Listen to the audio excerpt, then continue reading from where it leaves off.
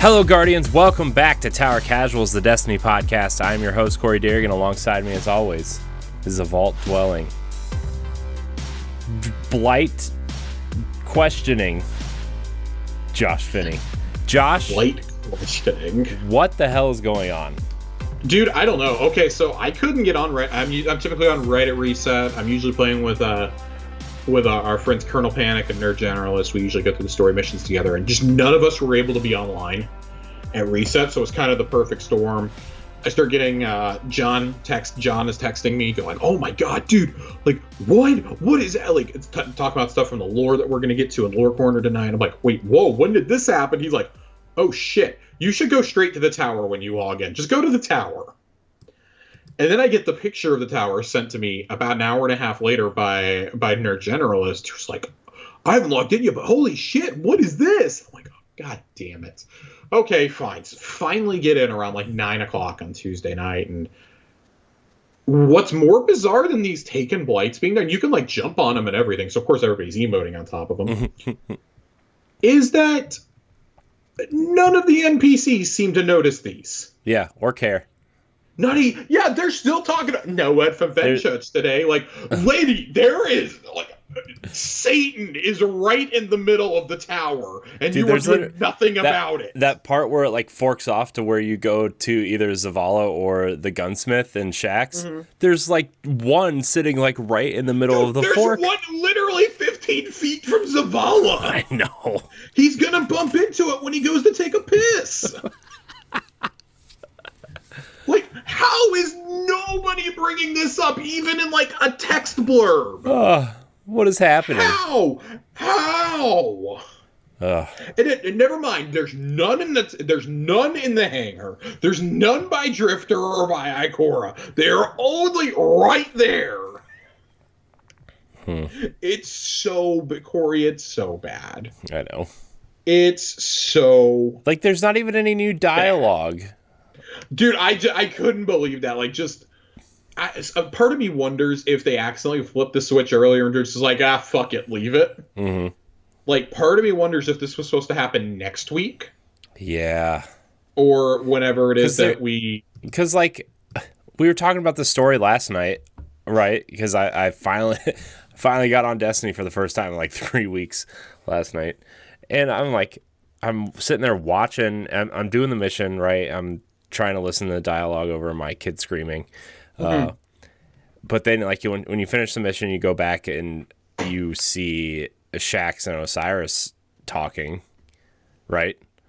And it's like because I went and did the mission first. I didn't go to the tower first. I was like, let's just get the story mission out of the way. I want to at least talk about it tomorrow. Like, I know what I'm talking about, instead of just being like, Josh, what's happening in the story? And like, I'm sitting there listening, right? And there's no mention of it, right? None whatsoever. None. And I'm like, the only thing I noticed was some weird like Vex glitches around Osiris, which I'm sure we'll get to that later. Like, not that, but about Osiris later. And I'm just like, what's happening? Okay, I get it. Lakshmi is clearly like trying to have some sort of divide and conquer type thing going on here.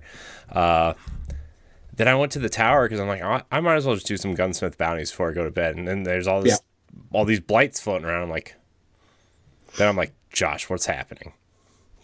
I don't like what I'm seeing. No, not great, Bob. Not great. It's all bad news right now. Wow. I was not thrilled to see that. But I mean, anybody who's followed along the story and who knows who Quiria is knows that she's a taken Vex mind, taken Vex Hydra, that is, which we've never fought one of those before. Mm-hmm. So that ought to be real interesting for us when that happens. But anybody who's followed the story knows that that's what's happening. And that's why the taken blights are here. She's been exposed as the one behind the long night. But I kind of expected this to show up like maybe the week that we take her down. Mm-hmm. And instead, nope. Here you go. It's right here. And then you have to wonder, like, what's the change to the tower? Like, is this going to stay when Solstice goes up in 2 weeks, or is this going to go away, or what? Maybe the Solstice stuff. It just feels. I don't know. it feels so fucking random right now. Like, if this was later in the season with like 3 or 4 weeks to go, I would understand. Yeah. I don't really get it right now. And maybe it's just because we don't see it yet. Maybe they did flip the switch early. I don't know. But Corey, we have a Schwab. We do, but it's not much. This is much more interesting to talk about than Dreaming City weapons returning. But I'm going to sit here and just like keep yelling about it. So I want to yell about 2 other destinations that have taken Blights on them instead. Okay. Well, one, I'm actually surprised that the second one doesn't have any, but give it time. I'm sure it'll happen. Give it time. Unless it's being protected by Marasov and some awoken magic. The Schwab, even like right off the bat in the first paragraph, makes it sound like we're probably taking care of this next week. Yeah.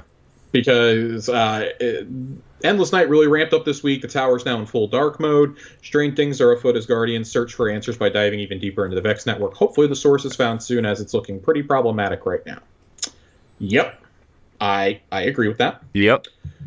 The big update this week, though, is that back in January, we announced 4 weapons from the Dreaming City and 4 from the Moon were being reissued with new perk pools, but had not brought them all back yet. In the next update scheduled for July 6th, we'll be reissuing the remaining Moon and Dreaming City weapons with new perks.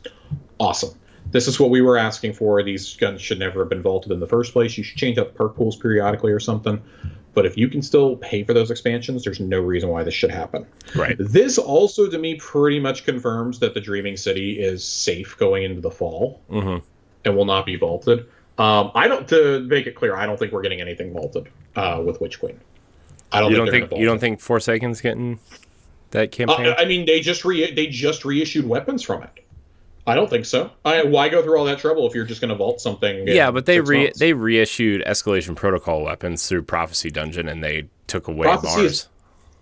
Right, but I'm saying like these are being reissued only through the original source, which is the Dreaming City. Okay, all right, you're right. So like at least with EP, like we changed up where you got those from, and those are like part of the permanent edition now because they haven't sunset Prophecy. Right. That being said, like. I know Johnny's really excited about Loud Lullaby, the hand cannon coming back. I'm personally really stoked about the heavy grenade launcher, Love and Death. I really like that one. It was the first one that could roll with full court, spike nades and full court, and now it can roll with chain reaction, which is pretty fun on any kind of grenade launcher, I think. One Small Step, the Shoddy is back, and Tranquility, Tranquility is the sniper, Arc Logic is the assault rifle. I think the assault rifle looks cool. Yeah, I think that these all cool. Yeah, I always liked the look of them, but they were almost immediately obsolete. Yeah, outside of the grenade launcher, and I will say I do like the pulse. I like the pulse rifle, and I didn't mind the sniper you can get from the Altars of Sorrow. You know, they already reissued those 3 weapons, which is nice. And then the Dreaming City, of course. Tiger Spite, Twilight Oath, and Abide the Return will be reissued. The biggest thing for me is you can go use the Lectern again, the Lectern of Enchantment, like because these guns actually mean something now. We have a reason to go spend all those souls or spirits or whatever the fuck they're called that we have to go get those bounties on the Moon now. So if there's a particular weapon you want, like for instance, like I really want a new roll on the Pulse. And on the grenade launcher, I can go roll those now if I want to. I can go get those quests and go do some stuff on the Moon. A little bit less pumped about the Dreaming City weapons, but I am really happy that Twilight Oath, the sniper, is back. Yeah. And it can now roll with Vorpal, which is pretty big for a sniper. Yeah. That sword looks cool, but I don't know. I mean, there's so many good swords out there. So many swords look cool, and just so few of them are good. Yeah. I mean, you might as well stick with, like... I mean... Fallen Guillotine is still like the best sword outside of Lament. Guillotine is great for any class. Crown Splitter is the current DPS king. Yeah, for swords. But that's it's Titan exclusive. You can't play it on any other class. Well, good thing I'm a Titan, Josh. First time he's ever said that. But never no, said it about any I like armor. this. I think that if you're going to keep things in the game, you should reissue the weapons with different perks. Like, we've seen a lot of weapons come back into the world loot pool. Of course, all the future war cult weapons are back. We have Hung Jury hanging out in the Vanguard Strikes playlist, or in the Nightfalls, excuse me. We've got a lot of Destiny 1 weapons back in there as well. I'd like to see them next season do like a Dead Orbit Ingram. We're like, here's 5 weapons from Dead Orbit or something from both across Destiny 1 and 2. Right. I feel like that's the next logical step, is to give us that and to give us New Monarchy, and then at some point, like maybe the remaining Gambit Prime weapons. Yeah. Like, I do feel like everything is going to get reworked back into the loot pool and just stay there permanently now that we have the Umbral Ingram machine. Right. With the exception of the guns that were problematic to begin with, Mountaintop, Recluse, Avowed, and Beloved. Yeah. Like, outside of those 4, I'm pretty, and of course, I'm really glad when Savathun comes to destroy the city that the Umbral Ingram machine is in our spaceship. Right? I don't want to have to build another one of these. We've done it for too many seasons. I do really like how they do this though. Like, I want to talk about that for just a second while we're on the issue of weapons being reissued. I had initially worried when we went into Seasons of the Splicer, like, oh shit, like, you're just gonna have to buy 1 Ingram and hope that you get like one of the 5 seasonal weapons from last season. Like, I had friends who really didn't play last season, but they want some of the weapons from it. And I was thinking to myself, like, if I take a season off in the future, or like just don't play as much, I'm gonna have a real hard time. Like, I don't want to sit there and have to roll all these Ingrams and this and that. And thank God, as if you unlocked the lenses, whether you did or didn't, you can still unlock them and you can still use them. You used to go play some Battlegrounds in order to get some hammer charges. Yeah. And all the stuff that all the upgrades you purchased are still valid. So for me, that screams that those are going to be available for like the rest of this expansion year until Witch Queen comes out, and then the whole machine will probably take a big reset. Yeah. Which I don't know if I because that's how I interpret that the activities will be available is until Witch Queen, and they'll wipe them. I think they need to stay in for 12 calendar months, like just all the way through. They need to stay in for 4 complete seasons. So like, Seasons of the Hunt stuff needs to go away when Witch Queen launches. There should always be 4 seasonal activities available at any given time. Yeah. In my opinion. Yeah, it seems kind of weird that like this last season coming up, last season coming up is going to be gone after the season ends, right? Because we've had all these other seasonal activities to do. Right, and maybe I'm just completely misinterpreting this. Like, Bungie hasn't been really clear on this, but I'm going based off of the triumphs for the season, saying they will not be available past season 15. Yeah, well, I mean, that I feel like that is clear enough, right? Like, I feel like I feel like it is too. I mean, it's a problem. I think it's a problem, and I think something Bungie needs to get really clear on. They've got about 7 months, right? 7 or 8 months now until Witch Queen launches. Like, we're still so far away. Oh my gosh, yeah, I know. Witch Queen launching, which sucks because I'm so ready for, just based off the story stuff that we're seeing and the lore stuff. I'm so eager to get back to. We've likened it so many times to, it's like a TV show. It's like tuning in every week to see the next episode of Falcon and Winter Soldier or Loki or Bad Batch or whatever. Like, you just want to see what happens next in these stories. Yeah. Well, maybe not Bad Batch, but like, you get what I'm saying. Like, it's like watching serialized television again. Like, you have to see what happens. There's at least 3 people out there that like Bad Batch. Listen, I like Bad Batch. I'm one of the 3, but I realize the sentiment is not shared by that many people. Okay, it's something that diehards like. Okay, you're also like a Star Wars super fan, so I mean, I really am, to a disgusting degree. I actually have a Bad Batch shirt that I got last year. When you take a look at how they're doing the seasons, though, and like, they're getting you to tune in every week, and I like that we get it mostly out of the way in those first 8 weeks. Okay, they might have something after that, but like last season, the whole narrative was out of the way once you did the Proving Grounds. The assassination attempt on Zavala came through, and then we didn't have any story beats for the last 5-6 weeks of the season. Which is how I think it needs to be. Like, if you kept up with it every single week, congratulations, you've done like the 8 weeks of content that we planned for you to do. We have a seasonal event now to close it out, because I think that's how they're going to try and shift those, is to have like the Dawning, Solstice of Heroes, maybe the Halloween event eventually, like all towards the end of the seasons. So that like, okay, so we got through the story stuff. Now let's do the stupid things that don't really matter. Let's go bake some cookies. Let's go to EAZ for a third year in a row. You know? Yeah. Let's get some dinosaur armor going in the tower. Oh, I forgot about more dinosaur armor. Give me that dinosaur armor. I look at that picture regularly because I'm so excited to be a raptor. Oh, I can't wait. But just like I kind of like that approach because that's a way that's going to keep people like me engaged. Like I'll play the first phase of an event. If I don't like the event, cool. I'm going to bow out. I'll log in to get my extra bright dust once a week. Like right now, the game is doing a really good job at even when I'm not playing story content. I'm probably still logging in once a week for Eververse. Well, if there's anything in Eververse that I want that week, like this season, there's almost nothing I've wanted. Yeah. For Dust, thank God.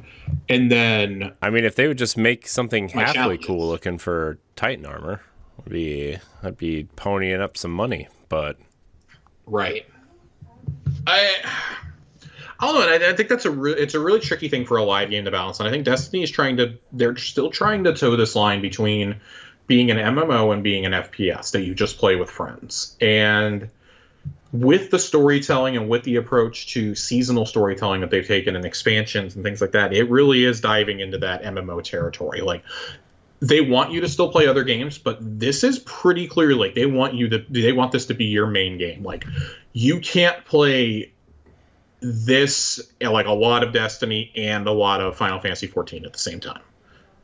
You can't play a lot of this and like a lot of Phantasy Star Online 2. Like, you just don't have room in your life for two massive progression-based games like that. Like, you can play a more casual game. Yeah. Like, you know, Joe and I have talked about it. Like, we're going to be bouncing back between Destiny and Halo because those are the two games we love so much. Like, I don't know what I'm going to do. I know. I'm like, man, Halo is going to take up so much of my time when it comes out. It looks so good. And that's why I'm so happy in a selfish way that Witch Queen is delayed. Yeah, and that, like, next season is, like, 6 months long. So, like... Right, so I'm going to get everything out of the way pretty quickly, probably. Yeah. Especially if they're trying to hit that holiday release, right? Like, I feel like Halo will be the game that I take a break from Destiny for a while. And then when Witch Queen comes, probably February, March-ish? I've got it pegged for right around Valentine's Day. Now that we've confirmed Starfield isn't coming until next fall, I think middle of February would be a really good launch window for them. Yeah. But I also think it all depends on when Horizon decides to release. You think Horizon's going to take that big of a dent out of Destiny? Yes. I think Horizon is... So PlayStation exclusives, like premier exclusives from them, will take a bite out of anything. They will dominate the conversation. So, like, that's why we speculated that Halo doesn't have a release date yet, is they're waiting. And Phil Spencer pretty much confirmed this week, like, yeah, we've got it down to a window of, like, 2 to 3 weeks. And, like, at this point, there's no way you're not dumping it on the 20th anniversary week. Right. There's just no way. Yeah. But they still want to wait and see what... They wanted to see what Nintendo and Sony were going to do. Right, because they thought Breath of the Wild was coming out this year, right? Everybody thought that game was coming this year. Yeah. I should say almost everybody thought it was coming this year. Yeah. I mean, I thought you had two possible windows for it. I thought it was either, if it didn't come out in September with the rumored Switch Pro, it wasn't coming until at least mid-March. Yeah, I said March. But I'm still staking that I think that the Switch Pro is, I mean, this is not Destiny, but we'll circle back to Destiny with this conversation. The Switch Pro is probably coming mid-March now, if it is real, because they're going to want to launch it with a premium exclusive. Like, yeah, I'm sorry, plus they're going to want to use this. I love Metroid, but unless it's Metroid Prime 4, you're not moving units with a Metroid game or with Mario Party or Advance Wars. As much as I love those games, I think that they want to use this holiday to get rid of excess stocks. Because the rumor is they're going to phase out this model and the Switch Pro. Oh, they're going to 100% get rid of this model. 100%. Yeah. It'll be the Switch Lite and the Pro. Yeah. Or the XL Super Switch, whatever they want to call it. No, they're going to put that new logo in front of it, like the new 3DS. I would love for them to call it the Super Nintendo Switch. Yeah. I bet they just Yeah. I mean, I see almost no way, now that we know when Pokemon Legends is coming out. Pokemon Company kind of does their own thing, right? Mm-hmm. They don't really confine to what Nintendo wants them to do. They're just like, nope, this is when we're dumping it. This is when we're releasing. Right. I mean, there's Pokemon games coming out in November, though. That's going to push units, probably. Just because I think this generation, like, in particular, from just anecdotally, people love this generation. Yeah, I don't understand it. I don't either, but I'm also not a Pokemon guy. I liked Red and Blue, and I played a lot of Silver, and sure. That's why Let's Go was perfect for me. Yeah, dude, Let's Go Pikachu. There's no way you don't launch it, but the bottom line is there's no way you don't launch that console without Splatoon 3 at this point. Mm-hmm. And so I think, in a way, like, Bungie probably doesn't think that's going to take too much out of their base, but they want to get enough of a distance away from Halo and Call of Duty and Battlefield, because all three of those are launching within a month of each other. Yeah. Like, within a 4-week window. It's the same thing that we had back in 2015 when, or not 2015, 2017, 2018, whenever Titanfall 2 came out, 2017.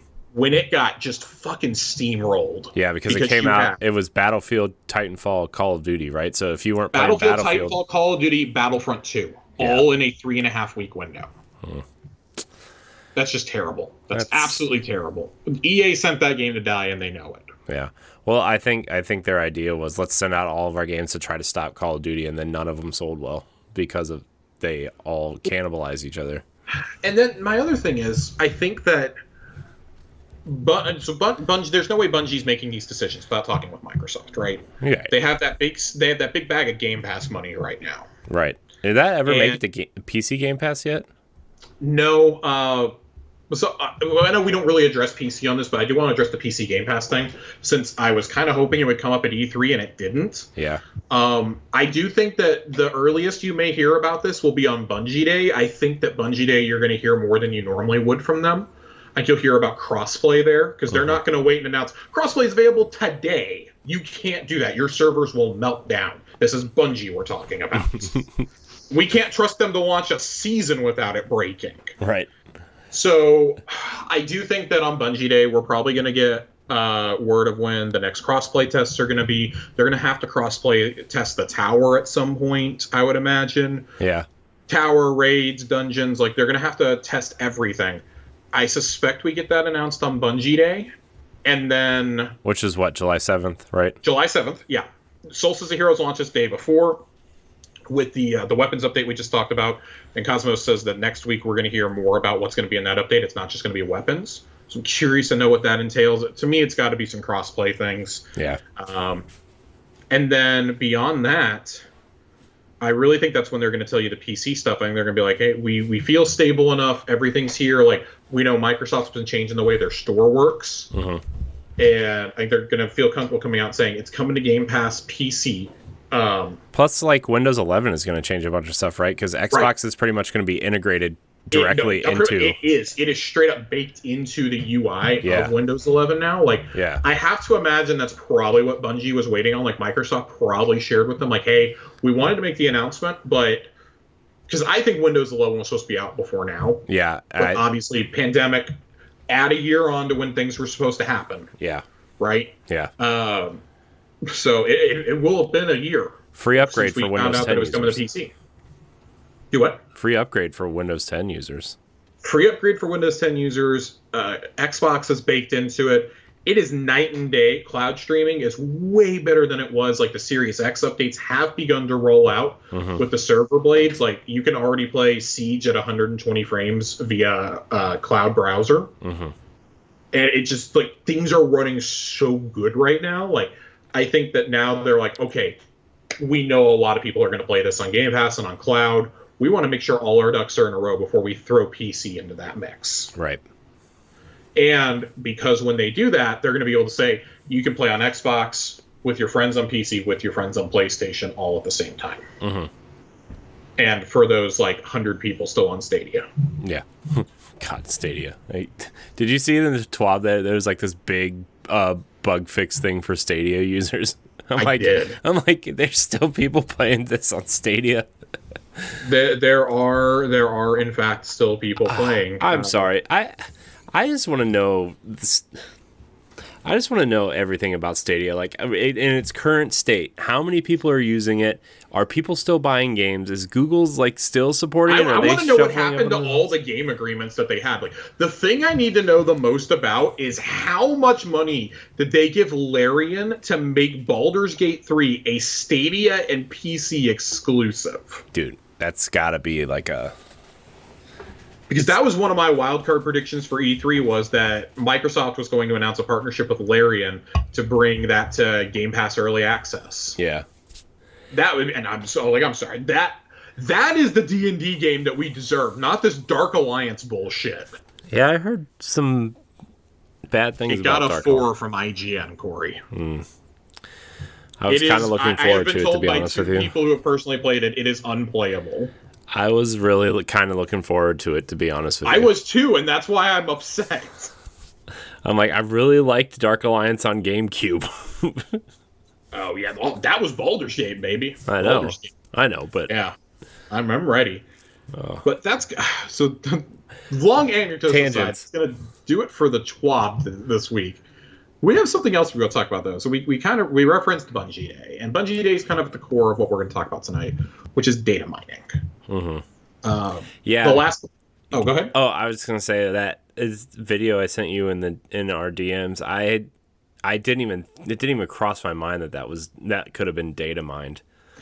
I think the particular thing you sent me is a fan mock-up, just because it's from like first-person perspective. Yeah. Data mine things don't typically show what we, the player, would see. Right. Unless it's a pre-rendered cutscene. It won't show something that's actually happening in-game, I don't believe.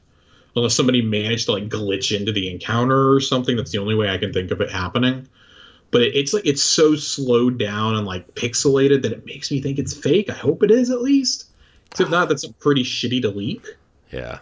But what Corey and I are talking about is there's been a lot of discussion around data mining, especially the last week and a half or so. There's been some growing resentment in the community. It really started with, in a lot of ways, with Season of the Chosen. We'd seen some flare-ups before, but there is a specific group of people in the community, and I don't want to label anybody, but there are people who are okay with getting the season spoiled for them up front. And so they ask data miners, like, oh, tell us what's going on. Data miners, like, will release cutscenes early. They'll tell us what weapons are coming into the game, what activities are coming back. Like, Mythoclast was data mined, even though Helen Keller could have told you that gun was coming back. Like, I'm pretty sure, like, literally anybody who, like, you don't even have to play Destiny. Like, as long as you know the words Vex Mythoclast and Vault of Glass, you can put 2 and 2 together, it's probably coming back. Yeah. It was the most fabled gun up until Galahorn. You know, the initial broken Vex Mythoclast is the stuff of legends, just like Year 1 Galahorn. Yeah. And I want to be really clear. Like, I don't want to paint all data miners with a broad brush. When I use that term, I'm not... There are good ones and there's bad ones. Let's put it that way. The good ones are ones that we see, like Ishtar Collective, for example. All the lore is automatically data mined. It's automatically updated on the website first day of the season. Cool. What people use that for is a problem, though. Running around talking about spoilers rampantly and being so cavalier about it and saying, well, it's on Ishtar Collective, so why can't we talk about it? You can't talk about it because it's not in game yet. Like, we have the BIFE policy of we will not talk about lore before it's in the game, before it's accessible for you to earn. If you want to go and read ahead, feel free to go to Ishtar Collective. Let me know what you think about it, because I probably read it at that point. But it's the data mining of cutscenes. What really sparked it this week was some data miners figured out that there is going to be an emblem given away on Bungie Day that looks like the old spoilers here, because it's already been publicly talked about by the community managers at this point. It looks like the free ramen coupon that we used to pick up from Keith's Ramen Stand. Mm-hmm. It's a callback to a joke last year when they said they were taking it out of the inventories, and everybody was upset, and they're like, well, maybe we'll find a way to memorialize it. Yeah. And they did. I think it's a cool-looking emblem. Everyone's going to be wearing it for the first week or two. It's cool. I like it. I love when things like that are memes become an in-game thing, like the burnt toast emblem if you buy the Jotun toaster. Yeah. Things like that are funny. And the people who data mine this, though, were selling codes for it. And people were paying hundreds of dollars for these. Just to have it 2 weeks early?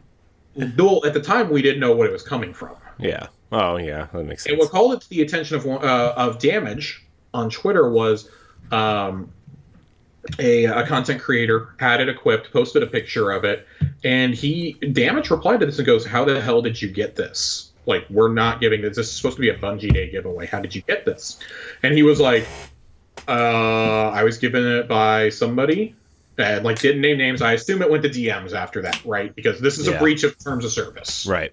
Accessing something like that early is a breach of terms of service. As in its nature, data mining is technically. Yeah. Without data mining, you don't have things like Light GG. You don't have Ishtar Collective. You don't have Today in Destiny. Like, these are resources that so many who play the game, who make content, and who even just do this for fun. We use these. When I do Lore Corner, I read off Ishtar Collective every week. Mm-hmm. It's easier than me turning on my Xbox. I don't have it on my desk anymore anyways. I go there all the time. I go there when I'm trying to explain things that happened, seasons ago to friends who are getting back in. I use Light GG all the time to look at potential rolls on new weapons. I use DIM all the time when I'm playing to transfer my gear. Mm-hmm. I use, what do I use? I have, hold on. I use the Ishtar app. Yeah, the Ishtar Commander, I think. Yeah, that. I used it a lot. I use that one a lot in Destiny 1. I just almost always have my laptop open now, so I'm usually just jumping on DIM. I've never minded running to the tower, frankly. Like, I keep like the same 3 loadouts on me usually for the season, just based on what mods I need and things like that. But there are people who legitimately are, up in arms about this because that got spoiled for us. Like, I have so many people who have been spoiled by story spoilers. I myself got spoiled by something that was not flagged in a thread, completely unrelated. It was on the launch day of the season. I got something spoiled for me that's going to happen like in the final days of the season. Because it was data mined, because one of the data miners decided he was going to put into a paste bin every single line of dialogue from the season. And so people, of course, combed through it and started posting it in all these threads, not even keeping it just a raid secret, which is where you're usually asked to keep it too. And still, even if you post it there, mark it as spoilers. Right. They were posting it in Destiny the Game. They were posting it on Twitter. Like, I had to stop. Corey sent me something earlier, and he was like, "I don't know." When I was like, "Oh, this is data mine," and he says, "Oh, well, I don't know." And to be clear, it looks like a GIF of the Queria fight, is what it seems to be. And I feel okay saying that because we know in the lore that confrontation is coming. If you look at the triumphs for the season, that confrontation is coming. So we can talk about that now. That is one of the things I got spoiled for me at the beginning of the season, was that we would fight, that we were likely going to fight her at some point. Yeah. Okay, just because people were saying her name a lot in threads, and of course, I see that. I bailed out, 100% bailed out. Yeah. But it was mentioned enough times that I was like, okay, you can surmise you're probably going to have to do something with her. I did not expect it to be that she was behind the Endless Night, though. That was still a surprise to me a couple weeks ago. But some stuff with some of our main characters. I have had things ruined for me, and then it's like, I gotta remember what I know versus what other people know versus what you, the listener, or you, Corey, what John, what Nerd, what Joe, what everybody that we play with knows, so I don't accidentally slip up and spoil something. Right. And then it becomes a spiraling effect at that point, because so many of us who play this game love these stories and we love being surprised. It sucks when you get spoiled by that. I don't usually, if you want to tell me what's going to be for sale in Eververse, cool. There's a reason why I go to Today in Destiny the second that a new season is up. Because I wait for the data mined list of what's going to be available for Dust and how much it's going to cost me for the entire season. So I know what to spend my silver on. It's been an invaluable tool for me for the last year and a half. It's saved me money. It has helped me maximize what I do. That's good data mining. Telling me what legendary lost sectors are coming for the season and what the rewards are going to be on the cycles. That's an example of a good data mine.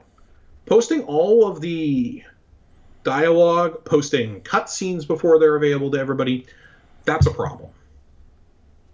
Yeah. It's becoming a really big problem. And then I think that brings up, the data mining stuff is I feel bad because I sent you that because I assumed it was something that I missed in the mission or something. Maybe it was a black spindle type thing where you exited the mission a different way and like it took you to the secret boss room or something, right? Like that's what I thought it was, and I thought maybe you would know about it. And I kind of was expecting you to tell me what it was, and then I saw your response. I'm like, oh no, did I just ruin something? Did I, And no, and that's why I went and did my. I'm in a drive-through getting food like 2 hours ago, and I'm like, oh shit, did something just get ruined? Like, oh god, like it's not Corey's fault, but like, did something get ruined? And so I try to be really careful with what I share now because I don't know if somebody has seen it. So like for instance, like the Taken Tower stuff. I mentioned at the top of the show, like, oh, that got spoiled for me. Is that really a spoiler, though, is the next question. And I would say, honestly, no. It's just a surprise. Now, if there was dialogue associated with it, I would have been more upset. Yeah. If there was actual tangible story stuff to push that forward this week, I would have been like, that fucking sucks. Like, why would you bring that up? Like, but just sending me a picture of the tower, like, okay, fine. But then I see a boss fight. There's like 5 hydras in there. There's this big-ass hydra in the middle. Like, oh, my God, did this just get ruined for me? And then, I think, like, none of them are taken. It's okay. It's okay. None of them are taken. It's cool. I can calm down. I can come down and reduce my endorphins a little bit. But, it's that. I mean, this has been a problem for as long as I can remember. I mean, all the way back in Forsaken. The scene where Uldren comes back to life was data mined like 7 or 8 weeks before it was actually in the game. Right. It was being posted everywhere as like the worst kept secret in Destiny. Yeah. You had that. I think we had an Osiris cutscene during Worthy leak out. And I want to be clear, this isn't all just on data miners. Like, if you have data in the game unprotected, people are, this is an MMO, they're going to data mine it. Yeah, they're going to find it. World of Warcraft has been plagued by this forever. Yeah. Final Fantasy XIV has prevented it because they have it in their terms of service that if you data mine, they will ban you for life. Right. And that still doesn't deter, like, it still happens, but it's significantly lower. Like, they're still going to go make their YouTube videos and things like that, significantly lower than in the Destiny community or in the World of Warcraft community, and it's just... Bungie, I think, is at a crossroads here, because the people who are saying take away all the data mining do not understand that we get good data mines out of this. Yeah. We get Light GG, we get Dim, we get Ishtar Collective, we get Today in Destiny. If you say take away all data mining, you're taking those things away, which are invaluable tools for anybody playing this game, especially for the more hardcore you get, the more of these sites you're probably visiting on a regular basis or have bookmarked or something. You reference them all the time. Like I said, it's not a game that should be necessarily built around the content creator's convenience, but it is something that we have to remember and keep in mind is there are just everyday people who use things like Dim. I've seen so many people say this week, if all data mining is taken away and Dim gets shut down because of this, like the API isn't shared anymore, like I don't know if I'll keep playing this game. Like it's that valuable to me. Yeah. I think that's a bit of an overreaction. I get the sentiment. I think Bungie, even though, it's against terms of service or whatever, I feel like they know the value of something like Ishtar Collective or Dim and something that's, hurting players like the data mining, like the real crappy data miners, right? Like I feel like they know, right? Or I feel like Ishtar Collective would have been shut down like years ago. Right. So, and I mean, I think what this is ultimately going to lead to is you're probably going to see a crackdown from Bungie leading up to the Witch Queen. I don't know if you'll get one before then because it's internet security. It's going to take a little while to implement. It'll likely launch with the title update for Witch Queen. Yeah. But I expect them to crack down on data mining. Like certain things will still be allowed to be in the API. I don't expect them to remove weapons or anything, but I think they're going to have to start encrypting emblems that you can earn. I expect the Eververse calendar on Today in Destiny is probably going to be toast after this. Yeah. Things like that I think are going to be, just wiped out. New exotics probably will not be viewable before the season actually launches. Right. Which would suck because I like seeing the exotics, especially the ones that here's a couple that you're going to earn, but here's the one that's included in the season pass, and then we kind of speculate if that's going to be worth it or not. Right. Yeah. It's fun. Like this stuff's fun, and people are ruining that. And it's a handful of people that are really going to ruin it for the majority of us. Yeah. And I think that's the line that Bungie's trying to toe right now. Like they're pretty upset, and if they're this upset about, it's not just the emblem, and they've made it really clear. It's not just about the emblem. It's about like this is a recurring theme, and it has gotten very bad during Chosen. It was bad. It has gotten unbearably bad during Splicer. Right. And it was where getting do you go? It was getting bad during last season, right? But then like I feel like it's like at a whole new level, especially at the end of last season and continuing into this season. It's just like, I don't know. It's just, it's getting terrible. It's bad. It's so bad. It's bad. So, any last thoughts on this? It just sucks. It really sucks. Yeah.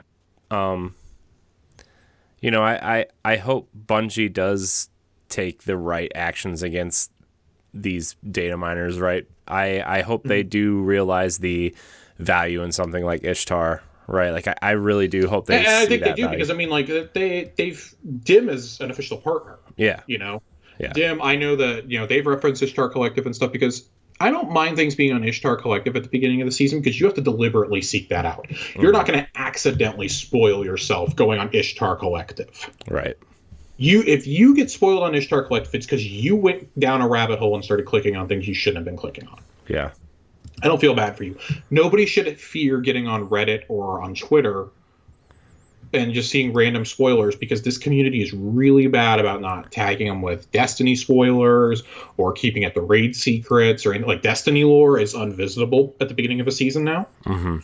I used to go to that subreddit a lot if I was having, if I didn't really understand the story that was going on and I couldn't find a Bife video to watch. That was a really good place for like new lore discussion. Can't go there anymore. Mm-hmm.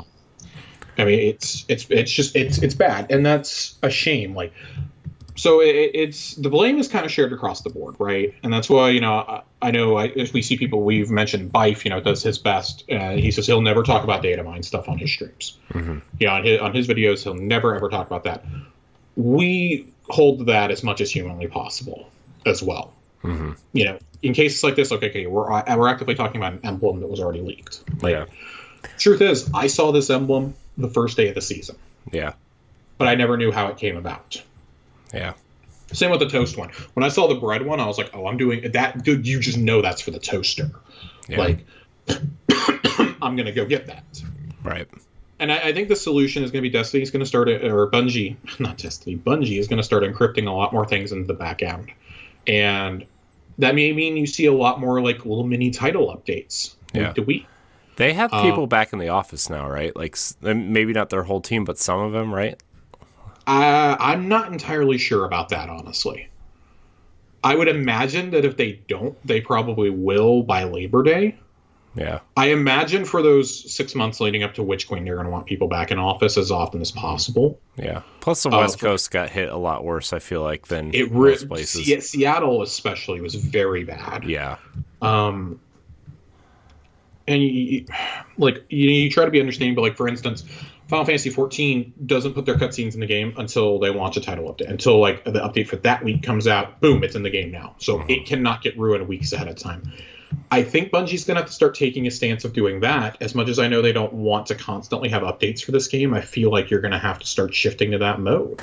Yeah. Or, making things undiscoverable in collections and in the API and things like that. And like, again, like that kind of sucks, but like what value is it doing for us to have every single line of dialogue available at the beginning of the season? Yeah. Okay. Like I feel for the people who want to go read it all on Ishtar right away, but wait week to week like the rest of us. Yeah. I will say though, it is an invaluable resource, and I really don't want to see them lose their connection to the community because of a few bad apples. Being able to go back and reference lines of dialogue that like Saint or Crow has said to me has been awesome for structuring like how to bring people up to speed, or you should go read this week, and this week to understand like some of the background of what happened during Hunt or during Chosen. Like these are conversations like through the holo projector that were worth reading if you don't get those again now. I have no way of knowing if those play out in the current season. Yeah. So last second thoughts on data mining before we shift gears. Nope, just that it sucks. So stop doing it. Stop ruining it for Stop the doing rest the of us. bad stuff. Stop doing the bad data mining. Keep doing the good shit. I want to keep saving Bright Dust and saving Silver. Good shit, good. Bad shit, bad. We're on the climb to 100K. We will be at 90K by the end of the season. I'm sitting at 84 right now. Of course you are. I am. I'm going to get to 100K and then go on a spending spree during the Witch Queen. I might even stream it. Oh, God. Lore Corner, Corey. Lore Corner. Bit of a short one tonight. It's not a super long one. It's a short episode. Kind of in the middle lull of the season. Don't have a whole lot to talk about. Hopefully next week is not just a meteor twab, but some more story stuff to talk about. This was kind of just, I don't know, I feel like a holding pattern for the quest, the seasonal quest. Yeah. Plus, like... Which is fine. We had that with Keitel a few times, right? Yeah. Plus, like, I feel like... I don't know if I'm just reading too much into this or not, but, like, I feel like the last couple weeks, like, with E3 and everything else going on, I feel like maybe this was a point where they're like, hey, there's a nice break here.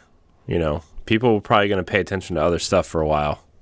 You know, maybe we don't want anything big going on during these couple weeks. I mean, they did drop the Queria thing on us last week during E3. That's true. So that's true. Never mind. Scratch my theory because it was bad. Anyways, sorry, Josh. Continue. All right. So I only have one piece for us tonight. I will likely have more next week. I do want to go into the story of what Ada's been doing during all this at some point before the end of the season. Maybe just kind of like as wrapping up, there's going to be some Solstice lore, I'm sure. And if it's anything like the Guardian game stuff, I really want to read that. But again, trying to intentionally stay away from a lot of this before it's actually in the game. This one's called Gilded Knives. It's, of course, from Beneath the Endless Night. They say the promenade of the core district never sleeps. In times of celebration, it was a parade ground meant to extol the virtues of the guardians and show the people of the city the faces of their often distant defenders. To see it empty was almost unheard of since the Red War. Executor Hideo of New Monarchy walked alongside Lakshmi II of the Future War Cult, observing vendor stalls decorated in neon lights that flickered intermittently as they passed. But there were no vendors, no proprietors. Hideo glanced over his shoulder at the 4 Future War Cult security officers that followed behind them at a respectful distance. Do you remember the last time this street was empty? He asked. Yes, Lakshmi said with a heavy heart. They called me a fool then as well. She did nothing to hide the contempt in her voice. We make mistakes in circles, Hideo, walking in a loop of our own self-made despair. Before he could formulate a response, Hideo spotted the reason for their walk through the endless night. A towering behemoth of chrome and lavender cloth hunched over an abandoned plaza. St. 14 focused on the birds underfoot, scattering a handmade mix of seed on the ground while he cooed contently at the pigeons. You've chosen poor night for walk, he observed, as Hideo and Lakshmi approached. Do you need escort back to tower? Hideo shook his head. No, Saint. We went to find you in the hangar. Miss Holliday informed us that you had come here to... He eyed the birds. Contemplate. Birds are uncomplicated, good conversationalists. They give me room to think, Saint said with a smile on his voice. How can I help? The consensus has struggled as of late with some of the Vanguard's decisions regarding the city's security. We wanted to expand that conversation to include you, Lakshmi said. But not Arak Jal? Saint asked, a more pointed and cunning response than either Hideo or Lakshmi had anticipated. No, Hideo quickly confirmed. Lakshmi verbally maneuvered around Hideo's answer like water around a stone. This is about ensuring that the best interests of the city are at the forefront of the Vanguard's mind. Saint fixed his helmed visage on Lakshmi. The Elixni. A statement, not a question. The Vanguard are a military force, and the consensus does not doubt their commitment to defending the city beyond its borders. Lakshmi carefully worded her approach. But we have come to doubt that a military force is the best governance for the city inside of its walls. Saint squared his shoulders as it presented a challenge and looked between Hideo and Lakshmi. His stoicism twisted Hideo's stomach into knots. We would like to propose a restructuring of the city's leadership, placing the Vanguard as the authority for what goes on outside the walls. Hideo gestured towards the mountains. "And respective leadership here in the city," as he motioned to Saint. "This is a bad plan," Saint said without any attempt at obfuscating his feelings. Hideo pleaded. "On top of that, the Vanguard is stretched too thin. They cannot be the leadership they need to be." Saint balked. "Then why come to me? I am no politician." "But you are a leader," Lakshmi countered as she placed a hand over her chest. "A hero, a symbol to the people." Saint drew in a steady breath and grew silent. "It may not feel like the right choice because of your feelings towards Commander Zavala and Ikora. Change can sometimes feel distasteful, but I know you aren't one to ignore your sense of duty." Saint looked down at his feet, at the birds, and at the seed. "I must speak with Osiris," he asserted. Lakshmi briefly regarded Hideo and nodded. "Give your partner our regards." "I will," Saint said swiftly, scattering the last of the seed in his hand to the birds before departing the plaza. Hideo and Lakshmi waited under the watchful eye of the traveler until Saint was gone. "If he tells Zavala or Ikora," Hideo said through clenched teeth, "Osiris will stop him from doing anything so stupid," Lakshmi said, the softness in her voice gone. "And if he is so short-sighted as to refuse us a salad and dead." Hideo's stomach twisted again. So her coup, Lakshmi's coup is in full swing right now. We can surmise from this battle lines are being drawn. Dead Orbit is staying out of it completely. We knew they were going to try to play both sides. They kind of hinted at that a few weeks ago. It seems like we pretty definitively know they are not involved at this point. That they are just leaving the city altogether, as is their mission altogether. But I still think that they're part of the evacuation effort eventually, and therefore they are not involved in this. Saint changed a couple of weeks ago during the Mithrax encounter. And if you haven't done that quest, if you haven't seen that particular cutscene, I implore you to watch it as soon as humanly possible on YouTube, in-game, whatever. It is phenomenal storytelling. It's incredible. Yeah, it was really good. You're talking about the one where they did the artistic one where like the skull shines through the helm, right? Yeah. Mm-hmm. How they see Saint is it's a major thing. You know, how on earth does everybody else see the hero of Earth? And he's seen as a demon, as a monster almost. And that leaves us with a very interesting position, I believe. I'm trying to see if I can find the conversation between him and Osiris, but I don't think it's been transcribed since it's spoken. But it's a very good exchange this week. He basically tells them about he tells Osiris what Lakshmi is planning, and Osiris is basically like, "Yeah, I know." And Saint, it's just, he's appalled. This is his best friend, and we know from, our lore readings a couple of weeks ago, Osiris is in on this plan. He has tried to keep Saladin and Zavala separate. I mean, of course, we have our own theories here, if that is really Osiris, or is it, as last week's readings indicated, is it Savathun? Which seems like the much more likely solution right now, is that Savathun or I think it's Savathun. It could be Xivu Arath, but I don't think it is. Taking on the appearance of Osiris. Yeah, I had a theory because when I saw the Vex kind of glitches around, I'm like, maybe is he part of the simulation and they don't know? But you kind of debunked that theory, and then when I thought about it, I'm like, yeah, you're probably right. But yeah, the fact that he seems to be being controlled, it seems like. Or like a shapeshift almost, or something like it's right.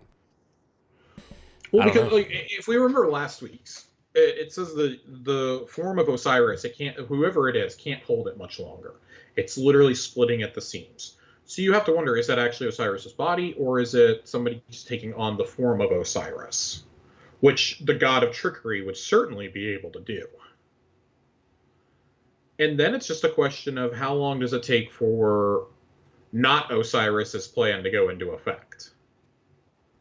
And what You happened have to figure to the you have to real figure out Osiris? that the city is probably going to learn Crow's identity before the end of the season. Yeah.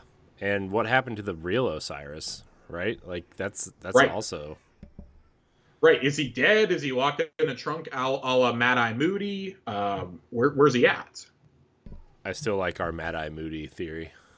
I do too. Hilarious. I'm secretly hoping that he's in like the smallest of like 8 chests. And like when we go to open it, just like keeps spewing loot out until Osiris pops out as an Ingram.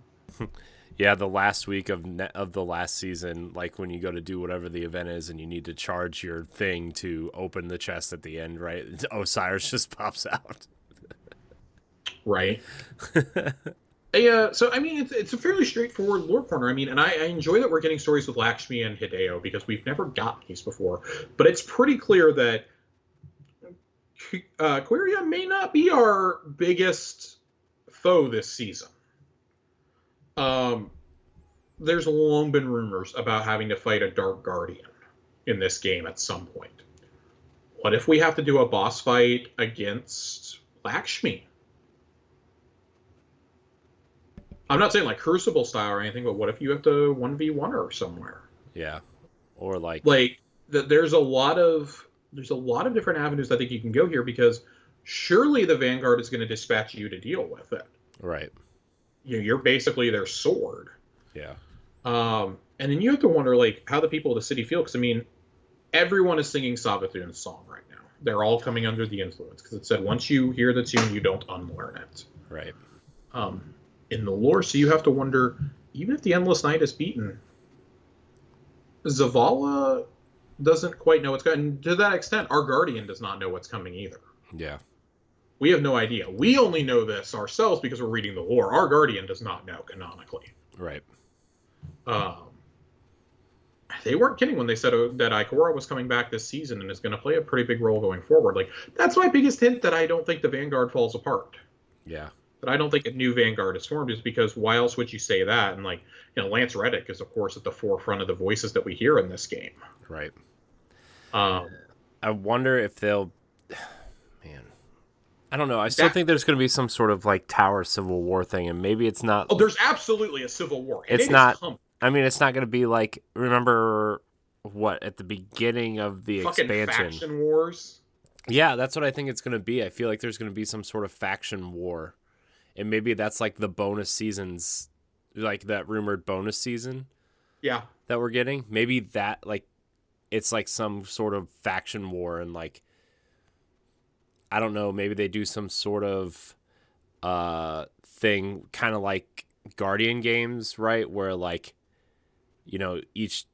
everybody picks a faction or whatever, and then whatever. And I know that they probably won't do this because, just the way they develop the game and how long it takes and whatever. But like, I think it would be cool to be like, well, whichever faction wins, let's steer the story in that direction, right? Canonically.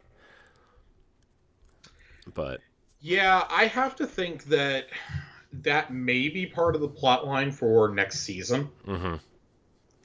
Is that the tower is in a full-on civil war, and that Savathun takes advantage of that, because it's pretty clear she's sowing the dissension here, right? Mm-hmm. So I don't know. I'm very curious to see where this goes next week, because by all accounts, next week is like when we fight Quiria.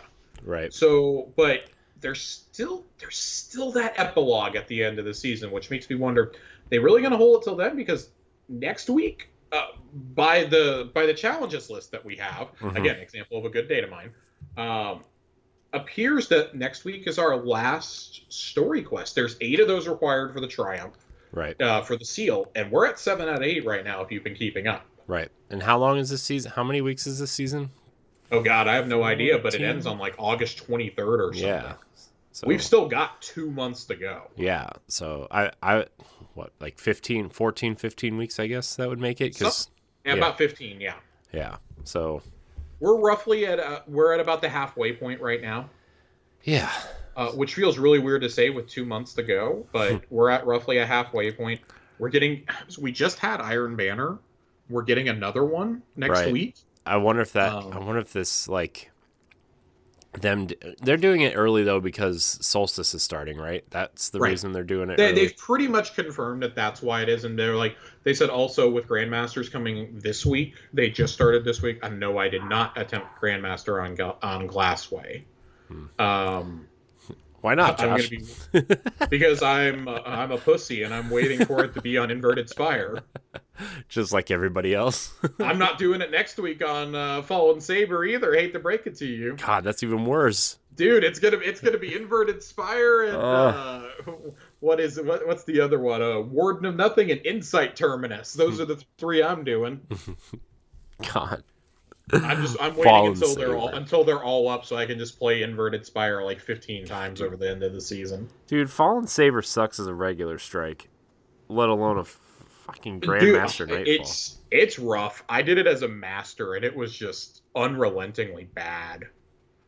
But all things aside, like it seems like they want to get the seasonal narrative mostly out of the way, and then it's almost like an E3 conference. Like it hits you with so much, and then you get that event that's like kind of that lull in the middle, almost like it's all your third party stuff. Right. And then at the end they go, but here's one more thing. Right. For the final couple weeks of the season, or a live event or something like that. And I feel like at some point, so I like that this lore this week specifically calls out the parade grounds, which is where we went to watch the Traveler heal itself last fall. Right. I gotta wonder what they're planning for this year. Yeah. Could we get the city sunset? I mean, I'd kind of like it because I'm really tired of that tower right now. Yeah, let's get a third tower. Let's do it. Dude, just give me the helm. Just make the helm a little bit bigger. Let me walk down the stairs to see all of my ships in the hangar. Yeah. Not the purple ones. Exotics only. Like, let me see Guardian ships flying out of the helm. Dude, I know we talk about this about this every week, but something's got to happen in the helm, right? Like, there's got to be like some sort of mission because our super's charging and everything. Like, right? I feel like this feels like another homecoming mission is coming. Mm-hmm. Like, at some point, like we escape the new tower or escape the helm and try to, like, I don't know, maybe we're on a mission to save someone, or like, I don't know, but then you have to get back to the helm. Maybe you're being chased or something. We've had the theory that it'll be protecting Crow. Yeah. Once certain people in the city find out who he is, because let's be honest, if Lakshmi finds out, she's gonna go ape shit. Mm-hmm. Like, that's gonna be all the pretext she needs. So who all knows? Just Ikora, Osiris, and Zavala right now? Yeah, Ikora, Zavala, and not Osiris. Yeah, not Osiris. Does Saint know? Nope. Mm-mm. Saint does not know. Amanda doesn't know. Drifter probably knows. Drifter probably just doesn't care. Drifter doesn't give a shit. He didn't come to the tower until after Cade was dead. Even though Cade ran with him for a while before he became Hunter Vanguard. Yeah. You figure that something is being set up. Shax and Saladin don't know. No. Oh, Saladin definitely Saladin would doesn't. Freak the fuck out. Well, he's also trying to be a team player now, so who knows? Yeah, he's trying, and then when he finds out that nobody told him about this, he's gonna abandon the tower. He's listen, he's just really upset because nobody confided in him. Osiris told him he couldn't go talk to Zavala to resolve like a 50-year-old grudge. Right. And on top of that, hey, Fellwinter may be coming back to life. Yeah. Anna Bray's off doing something with him right now, and that's not good for anybody. Right. Man. Fun times are ahead, my friend. Fun times. I hope we come back next week and just have had our slacks blown off. Yeah. But as I do with everything in Destiny, I'm going to do my best to keep my expectations in check. Mm-hmm. It's that end of the season when I think you're really going to be just like walloped with something. It's that epilogue that has that big question mark right now. Right. That's like, God, like I know why they put it on there, and it's like, yeah, it is a miracle that I haven't had whatever it is spoiled for me. that maybe it is not even in the game. Maybe they yanked it before dataminers found it or something. I don't know. Maybe. But I am so excited to see what happens in that epilogue thing. It's that because that's going to set up the that's the one more thing. Yeah. And it gives the indication it's going live like 10 to 14 days before the end of the season. Yeah. The day the season ends and then it goes down for maintenance, you have to figure that's the Witch Queen reveal and the next season reveal all at once. Right. They're gonna do what they did with Beyond Light. And honestly, if that's the tradition they get into, I'm here for it. Yeah. I love it. And I mean, like 6 months is a long time to wait when there's only one season. Like, I'd love it if they were able to just hold it until like 90 days before the next release and be like, here you go. You've got the 3 months of this season, and then here's our next major expansion. Right. Like, awesome. Just ride that hype train. Everybody's coming back to finish up stuff they haven't done throughout the year. Right. It's going to be real interesting to see how this shift affects them. I think getting out of fall is a very smart idea. Oh, yeah, especially this year. Delays this year, it would have been absolutely massacred if they put it out in November. Right, because they could have survived a September launch, but there was no way it was going to be ready. Yeah. I mean, you got Battlefield, Call of Duty, Halo's free to play now, right? Back for Blood. Yeah, Back for Blood. There's something else coming out this fall too. I mean, like, I guess Forza. On top of that, there's continuous updates to things like Apex and Warzone and Fortnite. Like, those all siphon players off of this. There's a major Final Fantasy 14 expansion coming out. Whoa, you forgot the biggest one, Josh. Avengers Wakanda expansion. Jesus Christ. Somebody get Luke Lore on the line. Luke, I love you. I mean, no, Luke's too busy playing the Pirates DLC for Sea of Thieves. We'll never get him. He will never get him back anywhere. It's pretty fucking great. Okay. Yeah, that's what I hear. Part of me wants to reinstall it and at least check it out. I did reinstall it. I might. I watched my girlfriend play it for an entire afternoon and was like, yeah, I need to re-download this. God, no. Hold on. Now I gotta do it on the app. I love that we can just say, oh, okay, I'll download this. Fine. Sea of Thieves, Game Pass. God, thank God for Game Pass. Thank God for Game Pass. Well, there we go. Sea of Thieves, The Pirate's Life, downloading to my Xbox Series X right now. Thanks, Game Pass. Thanks, Phil. And team. Anyways. Well, Josh. You want to get us out of here, Corey. You want to take us to the stars. I do. It felt good to be awake for an episode for once. For once. Yeah. Dude, last week I was so dead. I was like really close to saying, hey, Josh, can you tag Nerd in for this or something? But I was like, no, I got to do it. So, but yeah, man, I feel really good today. So I'm glad one of us does. I've been riding the struggle bus this week. It's been a really rough week. Yeah. So. Yeah. Anyways, I want to thank everybody for watching and or listening to Tower Casuals. Remember to leave us a nice review on Apple Podcasts. Leave us some 5 stars. We'd really appreciate it. You can follow us on Twitter at Tower Casuals. You can email the show at towercasuals@gmail.com. Send us your questions. We know enough of you listen. Please send us your questions. We haven't had one in a while. We'd really, really, really appreciate it. You can find us on Apple Podcasts, Spotify, Google Play, Stitcher now, and other podcast apps. Josh, where can we find you? Find me, as always, Twitter, at Josh_Finn, 2 N's. Will follow me as I chronicle my tears over the impending collapse of the Dallas Mavericks. Oh, God, dude. Sorry, Jason Kidd is... I'm so fucking mad, dude. That added to my aggression as we were getting on. Dude, when I saw that, I felt so bad for you. I'm like, oh my God. Fucking Logan is over here texting me going, ha ha ha ha, because I've been like groaning about it all day in our messages. Yeah. And he's just like, can't help but laugh because I'm like, in like a week and a half, like my optimism has gone to like 0 for this team. But why? Why is that? Why? Jason Kidd's a disaster on so many levels. I know. I'm not a big. I don't want to. I don't. Well, Cuban's considering him because he knows Kidd will be a yes man.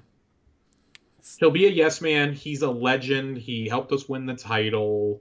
Like, but he's also a wife beater, a domestic abuser, a DUIer. Like, he's a horrible person. Like, just no. And on top of that, he's a bad coach. He couldn't make it work with Giannis.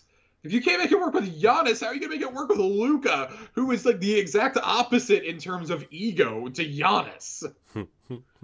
Luka has a MVP and a championship from when he was a teenager. When I was 17, I wasn't playing EuroLeague basketball and winning MVPs. I was playing mediocre high school tennis and soccer for cute girls in short skirts. Okay? And my coach knew it. He absolutely knew it because I didn't even know the rules of tennis. I took tennis lessons one summer. It was a bad time. I played doubles with my best friend in high school. Both of us yelled, "I got it," when a ball was coming straight down. He swung the racket and smacked me in the face. And let me tell you something. That he had a metal racket. That hurt. I'm pretty sure I got a concussion from that. Yeah, I can only imagine. God, Corey, where can we find you at? Oh, you can find. This becomes my therapy couch. You can find me at I am Corey and HD on Twitter. You can find me hosting multiple shows, other podcasts here on Boss Rush Games. I want to... What else? There was something else I was going to say, but I forget. So we'll save it for next week. I want to thank everybody so much for watching and or listening. Like, subscribe, share, rate, and review wherever you listen to us. And we will see you next week. Goodbye, everybody. Bye-bye. Bye-bye now.